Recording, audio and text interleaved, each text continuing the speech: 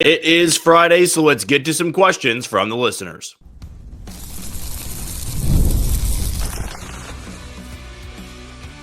You are Locked On Royals, your daily Kansas City Royals podcast. Part of the Locked On Podcast Network, your team every day. You are tuned into another edition of Locked On Royals and the Locked On Podcast Network. As always, I'm your host, Jack Johnson, and you can find me on Twitter or X at JohnnyJ_15. That's at JOHNYJ_15. And you can also find us on wherever you get your podcasts. That can be Spotify, Apple Podcast, Amazon Music, Google Podcast. We're on Odyssey and YouTube. Just be sure to hit that follow button and subscribe. If you're a first-time listener and you want to know a little bit more about me and this show, I am based here in Kansas City. I work at Sports Radio 810 WHB, doing some hosting, co-hosting, and a little bit of producing as well. So when it comes to this podcast, when you click on this link, you know that you're going to be getting 30 straight minutes of Royals baseball. Now, today's show is brought to you by Gametime. Download the Gametime app, create an account, and use code LOCKEDONMLB for $20 off on your first purchase. Well, we're finally back in Kansas City after a week in Texas, having to jump around from where I'm doing the podcast.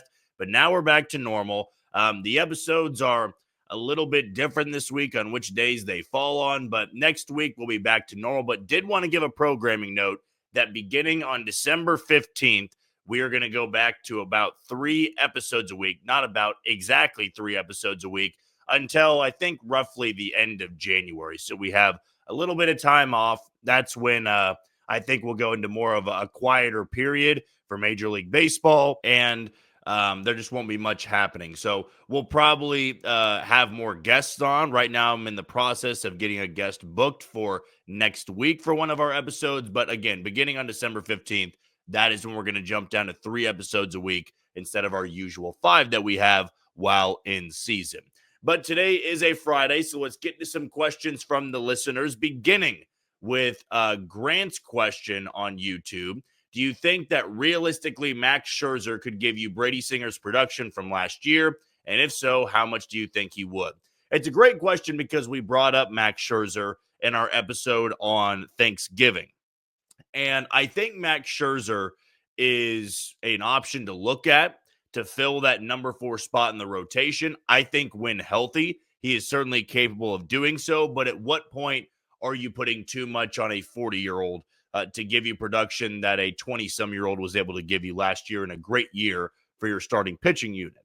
I do think if he was to give somewhat of the production, it would fall more on the side of the ERA. And ERA is not everything, but if you're looking at strikeouts and walks, I think Scherzer could certainly match the strikeouts and ERA. But in terms of an inning workload, I would have a hard time believing Max Scherzer at his age and with the injury concerns would be able to go more than, let's say, 140 innings, even in a healthy year. Just because Father Time's undefeated, we see this happen all the time with older arms, and I'm not even sure if you can count on Max Scherzer at this point to give you a fully healthy season. So I hope the Royals at least look at him for an option if everybody else falls through. I brought up Nick Pivetta, Michael Lorenzen, and Max Scherzer in our previous podcast episode, mainly because Max Scherzer has those ties to Kansas City and just going to college at Mizzou, so not really Kansas City, but somewhat close enough, right? If you went to school at Columbia, if you're a Missouri fan, you're probably a Royals fan as well. Not saying Max Scherzer was, but hey, maybe he would like to come back and finish out his career closer to where he played his college ball. But good question there from Grant. The next one comes from Connor on X. His question is, I was wondering if you could talk about Nick Pratto on Mailbag Friday. I think the Royals could use him every day. The team could possibly move on from MJ Melendez and put Pratto in left. Vinny Pasquantino has some serious injury issues and isn't the strongest defensively. Do you think that Pasquantino could be moved to DH more on a daily basis? Good question from Connor. I think we just have a little bit of differing views on what Nick Pratto means to this organization. If I was to speak honestly, which I will, I think every time I do a podcast, I'm trying to speak honestly. There's been very few times I've had to not give the full honest truth, and that was more so because you couldn't say the full truth at that point. I think the Royals like MJ Melendez better than Nick Pratto. I think that they view him as a better defender. I think they view him as a guy with a higher ceiling offensively, and he's got more experience at the big league level. And I think they want to take into account what he did in the postseason and just keep him there on the 26-man roster instead of trying things out again with Nick Pratto. The big problem with Nick Pratto is the strikeout numbers, no matter where he is. I think with him trying to get a better approach, was trying to get a higher walk rate, get on base at a higher clip. He became almost passive at the plate. You know, at the big league level in 2023, he struck out like 40% of the time. And that's just unacceptable. Striking out 30% of the time is alarming. 40% of the time, you're starting to reach some very dangerous levels at the plate where you're not even expected to get the ball in play. And that's why I think Nick Pratto is more so seen as a depth piece at this point. I mean, let's be honest with ourselves. Vinny Pasquantino got hurt, and the Royals decided that Yuli Gurriel, who had spent the entire year at the minor league level and he was 40 years old, was a better fit to come up and play first base than Nick Pratto, whose only appearance in 2024 was on the mound in a blowout. So I just don't think Nick Pratto is an everyday player anymore. I don't think they want to use up that DH spot by moving Vinny Pasquantino there and putting Pratto at first. And I know that MJ Melendez isn't an excellent defender in left.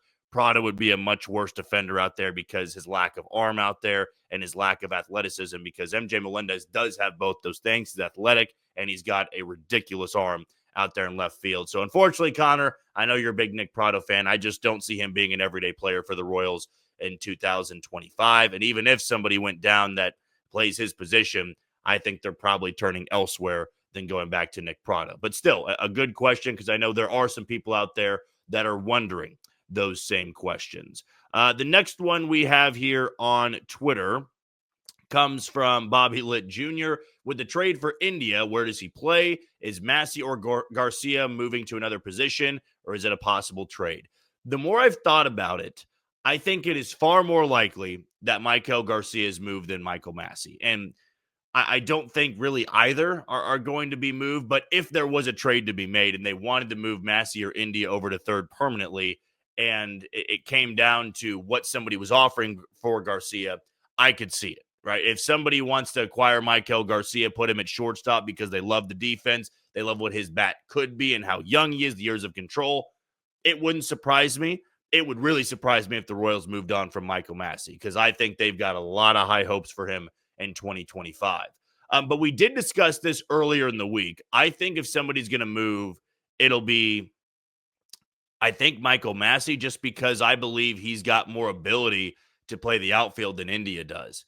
I think Jonathan India will spend the majority of his time at second and DH. I also think he might need to learn to play third base a little bit, just because that having that flexibility is important. I also think the Royals are going to need to think long and hard about if they're willing to give up the great defense that Massey has at second base. Because one of the things that we brought up was that second base is a very low value position when it comes to defense. There's a lot of bad defensive second basemen out there, and you don't really know it. You got a bad defensive shortstop or a bad defensive center fielder, it's glaring. It changes your whole defense. You got a below average second baseman, which Jonathan India is not a below average second baseman. He's fine. He's just not as good as Massey. Are you all right doing that if Michael Massey could go over and learn third base or learn left field and hold it down out there? Like, if he gave you MJ Melendez defense out there in left field minus the arm, do you take it? I think that it's going to come down to which player maybe is just more open to learning multiple positions. And right now, at this point in his career, I think Massey would be. But Jonathan India's got to be flexible too. I don't want Jonathan India going into spring training saying, hey, I'm only going to play second base. I think they're both going to have to learn how to play multiple positions so you can mix and match every single day, because we know how much Matt Quatrero loves to do that. Okay, let's get to one more here before we move on to our next set of questions. Aiden's question is, with the Royals expected to sign one of the better international free agent outfielders, who do you think he profiles as? You know, it's tough when it comes to the international market. I mean, these kids are 15, 16 years old. It's hard to profile what they could be. I mean, I do like the size of the kid they're going after at 6'3", 6'4", and still really skinny, not filled out yet, because he's, you know, a 16-year-old, 16, 17-year-old. And I think it's so tough to project that because you're not expecting this guy to get up to the big leagues at minimum for 6 years. I mean, it's going to be tough for a guy to, get up to the big league level at 20, 21 years old when there's so much to develop at that point in time. But I think the one I saw, who was it? Man, it was a bigger outfielder. I'm blanking on the name right now. It wasn't a Yordan Alvarez because Alvarez was a outfielder, still technically is before he was a DH. It might have been Alvarez now that I think about it, but those to me are a little bit hollow. When you hear that, just be careful with what an international player is being compared to. Eric Pena, who has yet to make it out of high A, he's been in the Royals organization now for I think 5 years.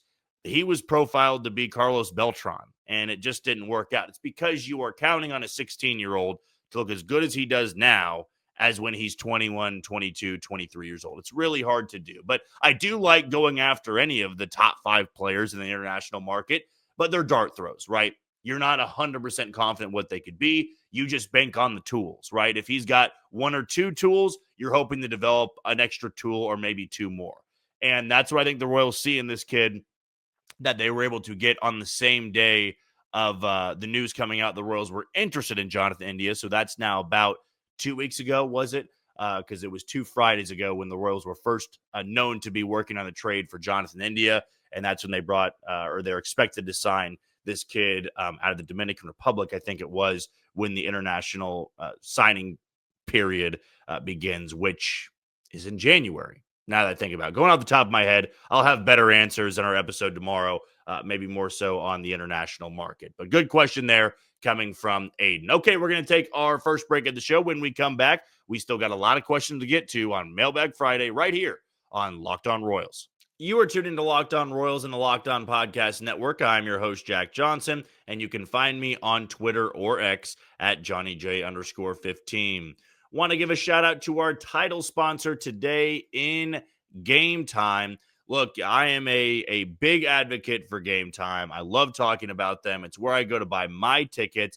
Even though I was down in Texas for Thanksgiving week, I already got ahead to the week after that, and I think it was 2 weeks down the road as well, and buying some tickets for some upcoming games, mainly in the college ranks here. Unfortunately, I'm not able to go to any Chiefs games because I do the post-game show over at Sports Radio 810 WHB, but that shouldn't stop you if you're thinking about going to any of the Chiefs games at Arrowhead Stadium or in December, definitely go to Gametime. Turn the notifications on so you know when the ticket prices are dropping, when they're going up. You'll be informed over on their app. But when it comes to Gametime, here's what you need to do. Just download the app, create an account, and use code LOCKEDONMLB for $20 off on your first purchase. Those terms apply. So again, create an account and redeem code LOCKEDONMLB for $20 off. What time is it? It is game time. Let's get to our next set of questions here, beginning with Eli. Are Mozzicato and Austin Charles better served as trade pieces or actual MLB level players? If they are traded, could they bring in a contributor to the 2025 team? I'll tell you that Austin Charles is somebody I'm not willing to trade. The Royals could always be blown away by some offer, but since he's so raw, I'm not sure that somebody's jumping the gun to go get Austin Charles and give up a big-time major league piece going into 2025. But I love what Austin Charles could be. I mean, he's a freakish 6'6", 6'7". He can play shortstop. I don't think he's going to be a shortstop when he gets to Kansas City, probably more so of an outfield guy. But you got the size and the speed, the athleticism. That could maybe work out there in left field or in right field, maybe even center field. Look at Aaron Judge being able to move like that as a 6'7" freak. But Austin Charles is somebody I don't think I'd be willing to move on from. When it comes to Frank Mozzicato, I just don't think he's got the trade value. Maybe if you looked at somebody like, no longer Oakland, just the Athletics, but just trying to add some prospects to their system. It never hurts to add a former first rounder, especially a top 10 pick. And Frank Mozzicato doesn't have terrible numbers. It's just becoming more so concerning to me that the velocity is not jumping in the way we all thought it was. I mean, he's still down in the high 80s to low 90s. I was hoping that was more so of a 17, 18, 19-year-old problem where, hey, that's not bad for a senior in high school. But when you get a few more years down the road, which now we're entering his third or fourth year in the minor league system for Kansas City.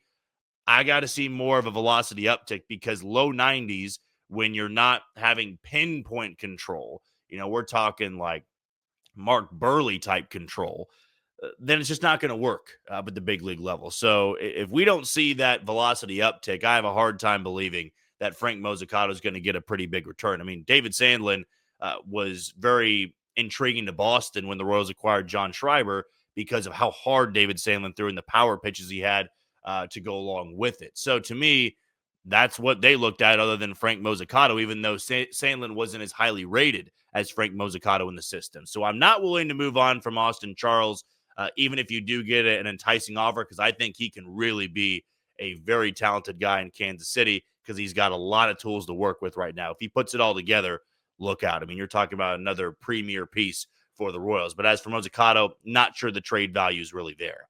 Guy with name, I think we also had guy with no name, or maybe just no name not too long ago. So maybe they're related. I don't really know.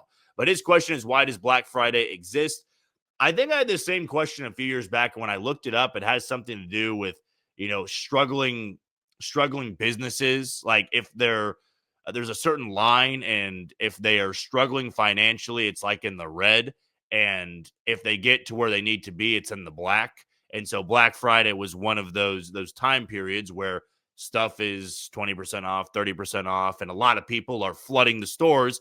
It allowed them to get back up into that black range. I think if you Google it now, it kind of says roughly the same thing. But when I Googled it a few years ago, I think that's why it's called Black Friday. It comes down to meeting some requirements for struggling businesses. So that's my best guess if it still holds up today. Royal Blue asks, what's the holdup on Royals announcing a new TV deal? Yeah, this was something I didn't believe was going to be taking so long with all those teams that jumped on it. The Royals were one of the teams that hadn't come to an agreement. I'm still pretty confident they get something done. Maybe it's the holidays. Maybe they were focused on getting some other things done within the organization. But I do think before January, again, I'm just spitballing, I'm guessing. I think before January, there should be something in place because I think they'd like to go into the new year knowing where games are going to be broadcasted, what it's going to take. But since they were already named in that Diamond Sports package, whatever it was called, I do believe that something is going to get done before 2025. But I've been wrong before, that's for sure. It is frustrating to know the Royals are still one of those teams not in agreement. Maybe they got something additionally they want to be working out before they sign that contract. Esky asked 2 questions. Who do you think we replace Singer's spot with if we go through free agency? And also, who do you think we could trade? Do you think we could trade for Taylor Ward and sign a bat still? I'm not confident anymore the Royals could get Taylor Ward because I don't think the Angels are selling. I think the Angels are trying to make a push. They're actually trying to use the blueprint the Royals had in 2024 of, hey, let's go out there and develop a rotation. Let's add a few pieces here and there to the lineup, and let's give our best shot. I don't think they've signed as good of players as the Royals were able to do in 2024, but I'm sure they're telling themselves that, if the Royals could go from 56 and 106 with a healthy Mike Trout and Jorge Soler turning back the clock a little bit and Yusei Kikuchi looking like a frontline guy, maybe we could be a team that fights for 85, 86 wins and gets into a wild card spot. I have my doubts. I just don't know if Taylor Ward is going to be on the trade block with as much as they have brought in instead of subtracting. And as for Brady Singer, my leading option right now, I'm going to go with Michael Lorenzen. Just because I think he's cheap. I think he's familiar with everybody, obviously, in Kansas City. And I think the Royals really like him. Maybe they've got somebody else on their radar through the trade market. That's where it gets a little bit more difficult because I don't know who's all available out there right now before the winter meetings. But Michael Lorenzen, to me, I think would make the most sense to replace Brady Singer because of how good he was before a couple of the injuries that he had. But if Michael Lorenzen's looking for more than a one-year deal, maybe you do turn elsewhere to try to replace Brady Singer's spot in the rotation. Let's get one more here before our final break. Is Melendez on the trade block? And that comes from John. I don't think so. I believe that MJ Melendez is going to be in Kansas City, as much as that may disappoint people in 2025. I think they like a little bit of what he did in the postseason, showing that he wasn't completely overmatched. In that game four, final game for Kansas City, he nearly ran into one again. He had homered off Garrett Cole in game one of that series. It wasn't perfect, right? It was another weird year for MJ Melendez, a down year, some could call it. But I believe they view him now. And again, this is more so of just speculation. When Ryan O'Hearn left Kansas City and really figured everything out immediately in Baltimore, there was a point in time where the Royals were trying almost everything to hang on to him, because I'm sure there were voices in that organization saying he is going to figure it out. He is just a tick here or there away, an adjustment here or there away from really being able to unlock something. And lo and behold, Ryan O'Hearn does do that. MJ Melendez, I believe they view in the same way. But at least with MJ Melendez, he could also be a good defensive outfielder. He's still new to the position. Now he's got another year under his belt of it. We know the power's there. We've heard about the ceiling. I think the Royals might be a little bit concerned that if he goes elsewhere, he just immediately turns it on. And everything you've hoped for with MJ Melendez, he finally figures it out. So there's no harm in just keeping him as an option off the bench. And think about how great he was in pinch hitting situations this past year. I don't think it's detrimental to this team to keep him on the bench, considering, some guys they had on the bench in 2024. There were some guys that were nearly unplayable. And I think MJ Melendez at least gives you the pop off the bench and could play the outfield if you need to go in a late game situation. So I don't think MJ Melendez is on the trade block. I believe as of right now, he's going to be a Royal in 2025. Okay, we're going to take our final break of the show. When we come back, we will wrap it all up next on Locked On Royals. You are tuned into Locked On Royals and the Locked On Podcast Network. I'm your host, Jack Johnson, and you can find me on Twitter or X at JohnnyJ_15. Our last sponsor we want to give a shout out to is FanDuel.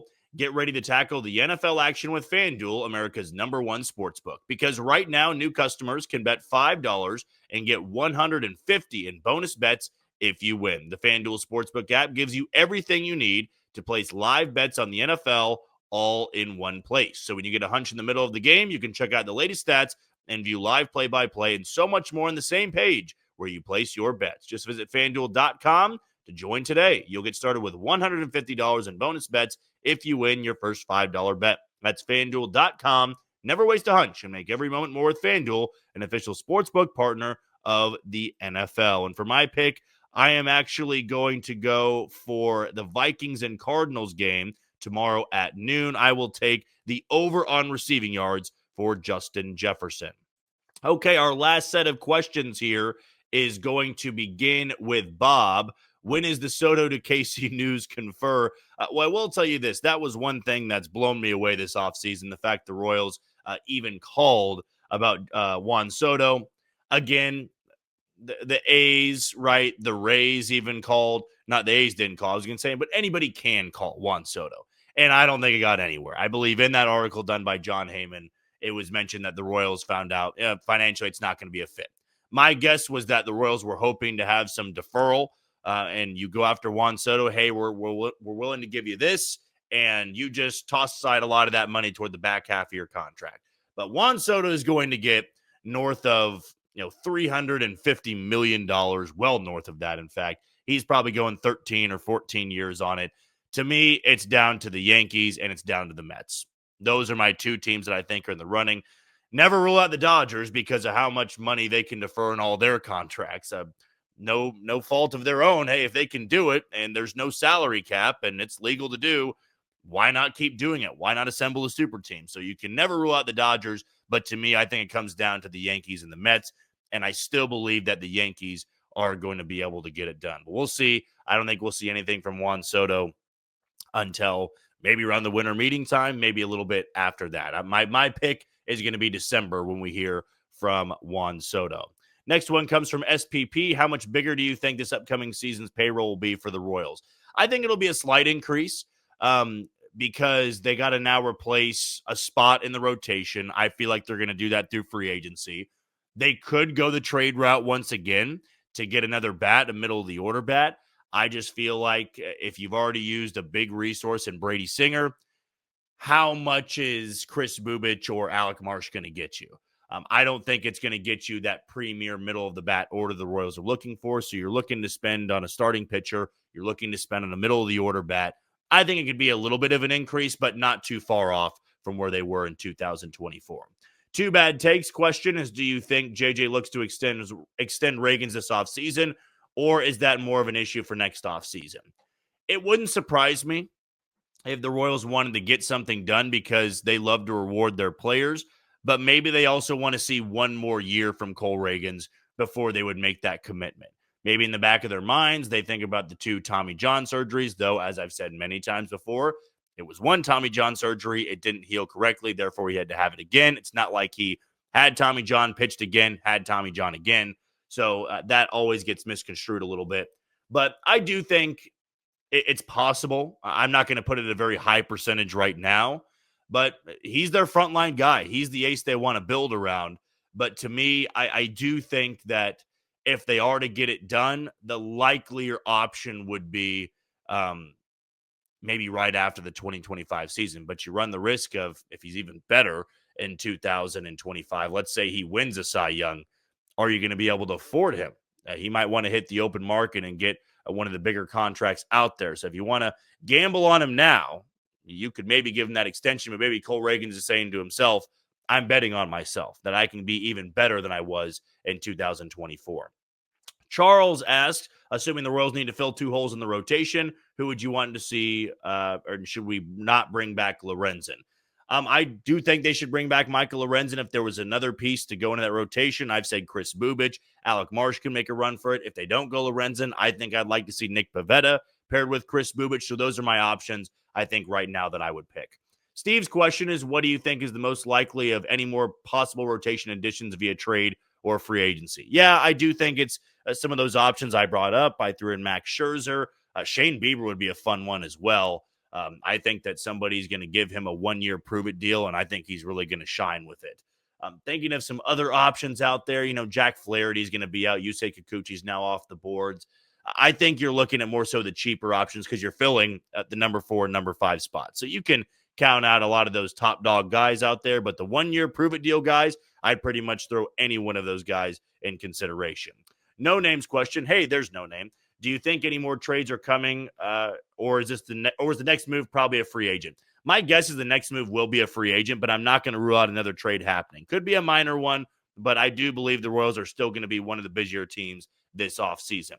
RB Carr asked, do you think the Royals are looking to extend anyone this winter? Vinny, Ragans, or India? Vinny, I'm going to say no, because now 3 straight years he's had a season derailed a little bit by injury. They want to see him put together a fully healthy season, though I will say 2024 was pretty much a fully healthy season. It took a freakish play to cause him to miss time. Cole Ragans, we already discussed that a little bit in one of our previous answers. And for Jonathan India, I don't think so. I think Jonathan India is seen as a guy that'll be here for 2 years, maybe 3, if they were able to get him to, an extra year for that extension. But I'm not sure that any of them are really close on an extension. But if I was to put money on it, hey, Cole Ragans would be somebody I would be thrilled to see it get an extension going into 2025 because he's your frontline guy. Last 2 here, beginning with Jeff. Do you see the Royals ever doing a deferred money contract for a player, or perhaps when we get a new stadium, wherever it goes? I'm not going to rule it out just because it's possible. The Dodgers aren't the only team that have deferred money before. It would just take a big time contract, in my opinion, to see that type of deferred money. So, yes, I'm going to say we could see it. I don't really know who, because we're talking about future free agent pools, but I could certainly see it from the Royals. It wouldn't need to wait until the new stadium happens. And lastly, Mike Taylor asks, Waters is only 45 days older than Joey Wiemer. Is he done with the Royals? I don't think Drew Waters is done with the Royals. You also want to have outfield depth, even if it's in AAA. But I do think Joey Wiemer has a better chance to play in Kansas City in 2025 than Drew Waters does. So not done, but just not one of the top options for their outfield players. So that's what I'm going to go with Joey Wiemer and Drew Waters. That's going to do it for another edition of Locked On Royals and the Locked On Podcast Network. I've been your host, Jack Johnson. Thank you for making Locked On Royals your first listen today. For your second, find Locked On MLB as baseball guru Sully brings a daily blend of humor and baseball, keeping you updated on every rumor and story throughout the offseason. Find Locked On MLB on YouTube or wherever you listen to your podcast. Tomorrow, we are going to have a Sunday episode, or actually a Saturday episode. No, I did get that wrong. I'm jumping all over the place. What a crazy week it's been. Sunday, we are going to have an episode on probably more so of the trade candidates. I know we keep circling back through with that. Probably done talking about the rotational fits. Maybe we'll turn to the bullpen a little bit, and maybe we'll just go over a complete breakdown of some of the free agents out there that are available and some of the middle of the order bats that might be cheaper than the top guys out there. But until tomorrow, or Sunday for that matter, you take it easy, Kansas City.